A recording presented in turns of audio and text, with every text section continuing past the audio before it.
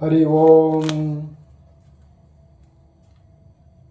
ಗುರು ಬ್ರಹ್ಮ ಗುರು ವಿಷ್ಣು ಗುರುದೇವೋ ಮಹೇಶ್ವರ ಗುರು ಸಾಕ್ಷಾತ್ ಪರಬ್ರಹ್ಮ ತಸ್ಮೈ ಶ್ರೀ ಗುರುವೇ ನಮಃ. ಹರಿ ಓಂ. ಶ್ರೀ ಗುರುಭ್ಯೋ ನಮಃ. ಹರಿ ಓಂ.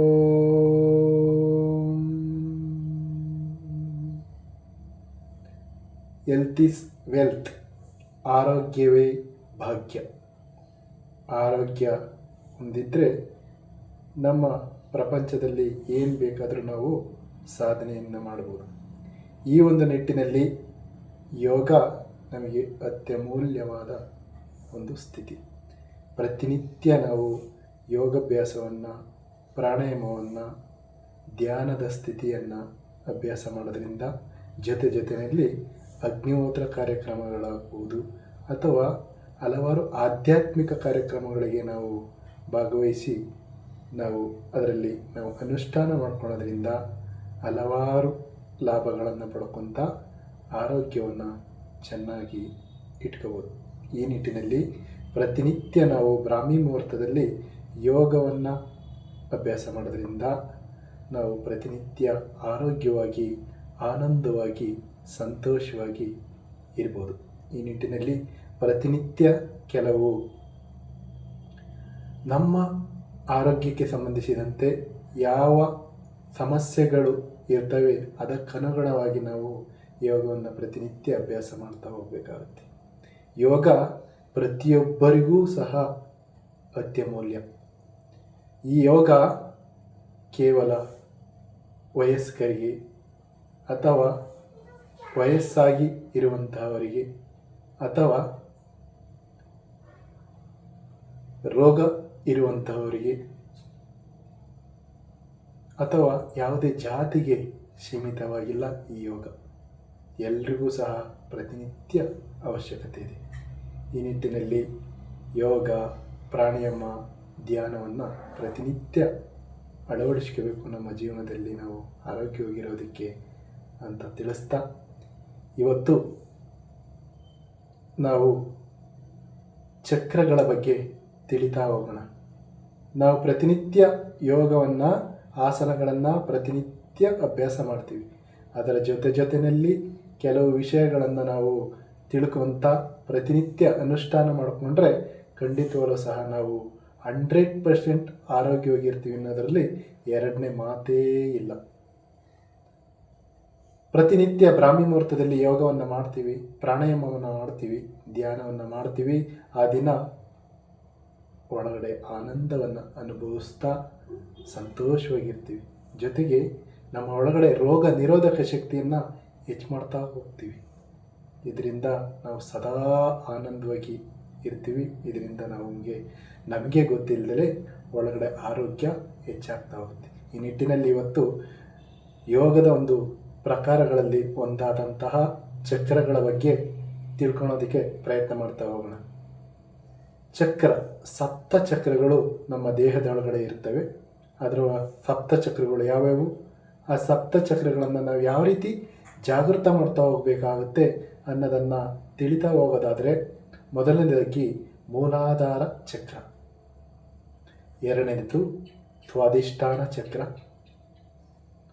ಮೂರನೇದು ಮಣಿಪುರ ಚಕ್ರ, ನಾಲ್ಕನೇದು ಅನಾಹತ ಚಕ್ರ ಅಥವಾ ಹೃದಯ ಚಕ್ರ, 5 ವಿಶುದ್ಧಿ ಚಕ್ರ, 6 ಆಜ್ಞಾ ಚಕ್ರ, 7 ಸಹಸ್ರಾರ ಚಕ್ರ.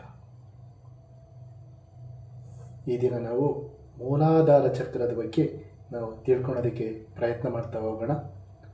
ಮೂಲಾಧಾರ ಚಕ್ರ, ನಾವು ಯೋಗವನ್ನು ಮಾಡ್ತೀವಿ, ಕೆಲವು ಆಸನಗಳನ್ನು ಮಾಡ್ತೀವಿ.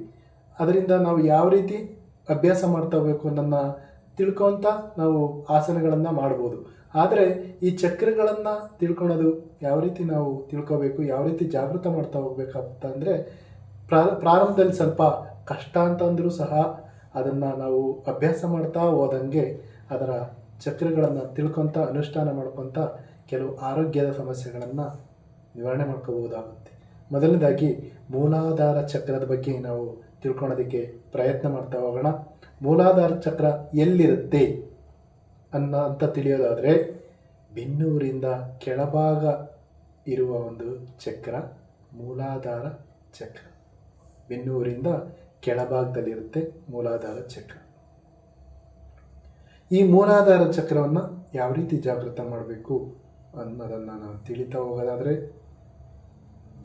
ಅದಕ್ಕೆ ಆದ ಒಂದು ಬಣ್ಣ ಇರುತ್ತೆ. ಆ ಬಣ್ಣವನ್ನು ಮನಸ್ಸಿನಲ್ಲಿ ತಂದ್ಕೋಬೇಕಾಗುತ್ತೆ. ಅದಕ್ಕೆ ಆದ ಒಂದು ತತ್ವ ಇರುತ್ತೆ, ಪೃಥ್ವಿ ತತ್ವ. ಬಣ್ಣ ಕೆಂಪು ಬಣ್ಣ. ಇದಕ್ಕೆ ಆದ ದಳಗಳಿರ್ತವೆ. ಆ ದಳಗಳು ಎಷ್ಟಪ್ಪ ಅಂದರೆ 4 ದಳಗಳನ್ನು ಮನಸ್ಸಿನಲ್ಲಿ ತಂದ್ಕೋಬೇಕು. ಕೆಂಪು ಬಣ್ಣವನ್ನು ಮನಸ್ಸಿನಲ್ಲಿ ನೆನಪು ಮಾಡ್ಕೋಬೇಕು. ಪೃಥ್ವಿ ತತ್ವವನ್ನು ಮನಸ್ಸಿನಲ್ಲೇ ನೆನಪು ಮಾಡ್ಕೊಂತ ಇದಕ್ಕೆ ಆದ ಬೀಜಾಕ್ಷರ ಇರುತ್ತೆ. ಆ ಬೀಜಾಕ್ಷರ ಲಂ. ಲಂ ಬೀಜಾಕ್ಷರವನ್ನು ಉಚ್ಚಾರಣೆ ಮಾಡ್ತಾ ಕೆಂಪು ಬಣ್ಣವನ್ನು ಮನಸ್ಸಿಗೆ ತಂದ್ಕೊತ 4 ದಳಗಳನ್ನು ಮನಸ್ಸಿನಲ್ಲಿ ಇಟ್ಕೊತ ಪೃಥ್ವಿ ತತ್ವವನ್ನು ಮನಸ್ಸಿನಲ್ಲಿ ತಂದ್ಕೊತ ಇದರದೇ ಆದ ಒಂದು ಚಕ್ರದ ಬಗ್ಗೆ ತಿಳ್ಕೊತ ನಾವು ಮುಂದುವರಿತಾ ಹೋಗಬೇಕಾಗುತ್ತೆ. ಇದಕ್ಕೆ ಆದ ಒಂದು ಮುದ್ರೆ ಇರುತ್ತೆ. ಅದಕ್ಕೆ ಮೂಲಾಧಾರ ಮುದ್ರೆ. ಅದರ ಮುದ್ರೆಯನ್ನು ಯಾವ ರೀತಿ ಮಾಡಬೇಕು ಅನ್ನೋ ನನ್ನ ಅಭ್ಯಾಸವನ್ನು ನಾನು ತೋರಿಸೋದಕ್ಕೆ ಪ್ರಯತ್ನ ಮಾಡ್ತಾ ಹೋಗ್ತೀನಿ. ಈ ಮೂಲಾಧಾರ ಚಕ್ರವನ್ನು ಜಾಗೃತ ಮಾಡೋದ್ರಿಂದ ಏನೆಲ್ಲ ಉಪಯೋಗ ಅಂತ ನಾನು ತಿಳ್ಕೊಳ್ತಾ ಹೋಗೋದಾದರೆ, ಸೊಂಟ ನೋವು ಸಮಸ್ಯೆ ಯಾರಿಗಿರುತ್ತೆ ಅವರು ಸೊಂಟ ನೋವು ಸಮಸ್ಯೆ ಜೊತೆಗೆ ಎರಡೂ ಕಾಲುಗಳಲ್ಲಿ ಶಕ್ತಿಹೀನ ಆಗುತ್ತೆ. ಕೆಲವು ಟೈಮಲ್ಲಿ ನಿಶಕ್ತಿ ಆಗುತ್ತೆ. ಎರಡೂ ಕಾಲುಗಳಲ್ಲಿ ನಿಶಕ್ತಿ ಆಗುತ್ತೆ. ಅಂಥವರು ಈ ಒಂದು ಮೂಲಾಧಾರ ಚಕ್ರವನ್ನು ಜಾಗೃತ ಮಾಡೋದ್ರಿಂದ ನಿವಾರಣೆ ಮಾಡ್ತಾ ಹೋಗ್ಬೋದು.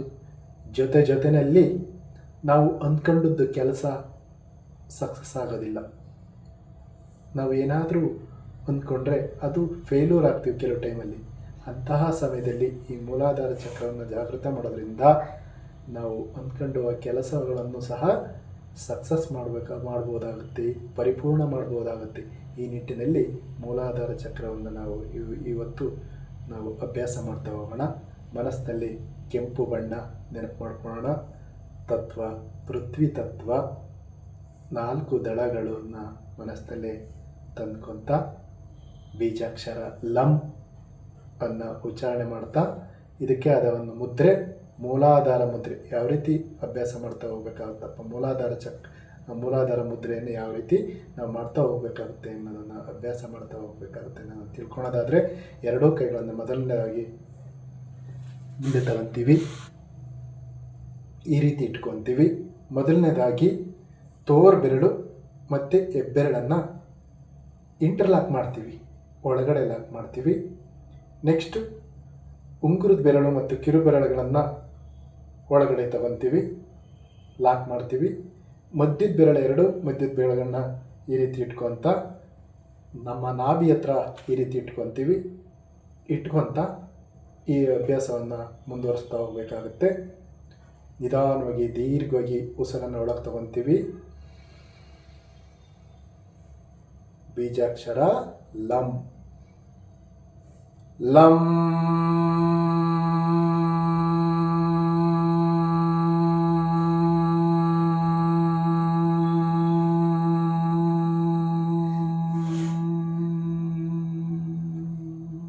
ಮನಸ್ಸಿನಲ್ಲೇ ಕೆಂಪು ಬಣ್ಣವನ್ನು ನೆನಪು ಮಾಡ್ಕೊಂಡಿದ್ದೀವಿ. ತತ್ವ ಪೃಥ್ವಿ ತತ್ವವನ್ನು ಮನಸ್ಸಿನಲ್ಲಿ ಇಟ್ಕೊತ 4 ದಳಗಳನ್ನು ನೆನಪು ಮಾಡ್ಕೊತ ಅಭ್ಯಾಸ ಮಾಡ್ತಾ ಹೋಗ್ತಾ ಇದ್ದೀವಿ. ಇನ್ನೊಂದು ಬಾರಿ ಬೀಜಾಕ್ಷರ ಲಂ ಮುಂದುವರಿಸ್ತಾ ಹೋಗೋಣ. ಲಂ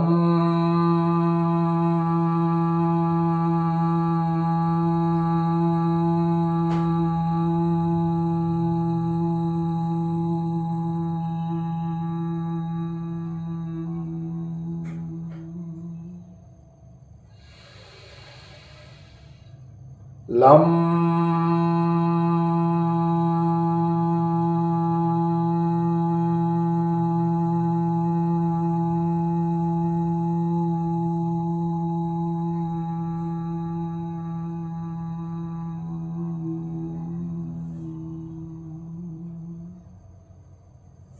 ಈ ರೀತಿ ನಾವು ಅಭ್ಯಾಸ ಮಾಡ್ತಾ ಮೂಲಾಧಾರ ಚಕ್ರವನ್ನು ಜಾಗೃತ ಮಾಡ್ತಾ ಹೋಗಬೇಕಾಗುತ್ತೆ. ಪ್ರತಿನಿತ್ಯ ಒಂದು 5 ಬಾರಿ 5 ನಿಮಿಷ ನಾವು ಈ ಸ್ಥಿತಿನಲ್ಲಿ ನಾವು ಅಭ್ಯಾಸ ಮಾಡ್ತಾ ಮೂಲಾಧಾರ ಚಕ್ರವನ್ನು ಜಾಗೃತ ಮಾಡ್ತಾ ಹೋಗ್ಬೋದು ಅಂತ ತಿಳಿಸ್ತಾ, ಮುಂದಿನ ತರಗತಿಯಲ್ಲಿ ಸ್ವಾಧಿಷ್ಠಾನ ಚಕ್ರದ ಬಗ್ಗೆ ಮತ್ತು ಮುಂದಿನ ದಿನಗಳಲ್ಲಿ ಸಪ್ತ ಚಕ್ರಗಳ ಮುಂದುವರಿದ ಭಾಗವಾಗಿ ನಾವು ತಿಳ್ಕೊತಾ ಹೋಗೋಣ ಅಂತ ತಿಳಿಸ್ತಾ, ಈ ದಿನ ಚಕ್ರಗಳ ಬಗ್ಗೆ ತಿಳಿತಾ ಹೋಗೋದ್ರಲ್ಲಿ ಮೂಲಾಧಾರ ಚಕ್ರವನ್ನು ನಾವು ಇವತ್ತು ತಿಳ್ಕೊಂಡ್ವಿ ಅಂತ ಹೇಳ್ತಾ, ಈ ದಿನದ ಯೋಗಾಭ್ಯಾಸದ ಒಂದು ತರಗತಿಯನ್ನು ಅಂತ್ಯಗೊಳಿಸೋಣ. ಓಂ ಸರ್ವೇ ಭವಂತು ಸುಖಿನಃ, ಸರ್ವೇ ಸಂತು ನಿರಾಮಯಾಃ, ಸರ್ವೇ ಭದ್ರಾಣಿ ಪಶ್ಯಂತು ಮಾ ಕಶ್ಚಿತ್ ದುಃಖಭಾಗ್ಭವೈ. ಓಂ ಶಾಂತಿ ಶಾಂತಿ ಶಾಂತಿ. ಹರಿ ಓಂ. ಶ್ರೀ ಗುರುಭ್ಯೋ ನಮಃ. ಹರಿ ಓಂ. ಎರಡೂ ಕೈಗಳನ್ನು ಚೆನ್ನಾಗಿ ಘರ್ಷಣೆ ಮಾಡ್ತಾ ಬಂದಂಥ ಬಿಸಿ ಶಾಖವನ್ನು ಕಣ್ಣುಗಳಿಗೆ ತಾಕ್ತಾ ಕಣ್ಣಿನ ಭಾಗವನ್ನು ಮಸಾಜ್ ಮಾಡಿ ನಿಧಾನವಾಗಿ ಕೈಗಳನ್ನು ಕೆಳಗಿಳಿಸಿ ಕಣ್ಣುಗಳನ್ನು ಬಿಡೋದಕ್ಕೆ ಪ್ರಯತ್ನ ಮಾಡ್ತಾ ಹೋಗೋಣ. ಧನ್ಯವಾದಗಳು.